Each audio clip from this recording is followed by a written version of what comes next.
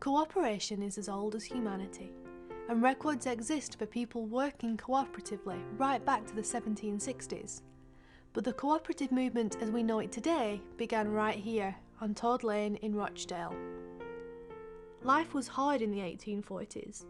There were few jobs for the weavers, people were hungry, and life expectancy was very low. People were often in debt to shopkeepers, who sold poor quality food. This cooperatively owned shop was set up by 28 working people in 1844 who wanted to be able to buy honest food at honest prices. They saved up until they could afford to open a shop and transported their first goods by wheelbarrow all the way from Manchester. This group became known as the Rochdale Pioneers. They had butter, flour, oatmeal, sugar and candles. The gas company thought the co-op shop would not be able to pay their bills and so wouldn't supply them with gas. So the pioneers had to use the candles to light the shop the very first opening night at 8 p.m. on the 21st of December 1844. The Rochdale Pioneers were inspired by Robert Owen and used his ideas to create the cooperative values. Anyone could join the cooperative by paying £1, regardless of their religion, politics or job, and each person had one vote. They sold pure goods, and the shop profits were shared with the members as dividends. After 1 year, they had 74 members, and by 1860 this had grown to 3,450 members and 6 new stores.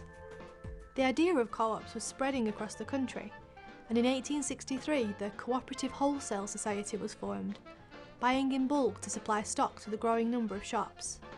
This became the cooperative group. Most co-ops had a reading room above the shop that members could use, as education was seen as very important for all.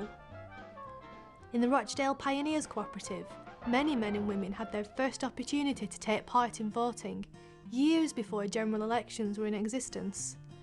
Women were welcome in cooperatives from the very beginning, given equal voting rights, and were allowed to sign for their dividend. A minimum wage was implemented in 1907, 90 years before becoming law in the UK, and cooperatives were often ahead of their time when it came to issues like pensions and working conditions. Workers at a cooperative factory in Crumpsall had a piano, library, and even a football club at work, and they were the first biscuit makers in the country to work an 8-hour day. Employees even got a wedding cake given to them by the factory when they got married. Cooperatives are famous for caring for their members, even looking after the families of soldiers by continuing to pay their salaries whilst at war and assuring them jobs on their return home. Cooperatives spread worldwide and now have 1 billion members. From bankers and grocers to snake catchers and taxi drivers, more than 120 million people now work cooperatively. From the introduction of the Fair Trade Mark in 1994, cooperatives have been committed to stocking fair trade products, helping to support millions of food growers in developing countries. The massive impact of the actions of those 28 people back in 1844 has influenced a global movement, a new way of living and working. The original shop on Todd Lane has been preserved as a museum, so you can come and find out about cooperation, share cooperative stories, and discover more about the Rochdale Pioneers. Cooperation might be an old idea, but people are still recognising that cooperatives, built on the principles that the pioneers developed, are a great way of providing the things we need every day. And 1 in 5 people in the UK now belongs to a cooperative. From housing to food, schools to transport, there's a cooperative for everybody. So if you're not a member, why not join the global movement, so you too can spread the word about cooperation?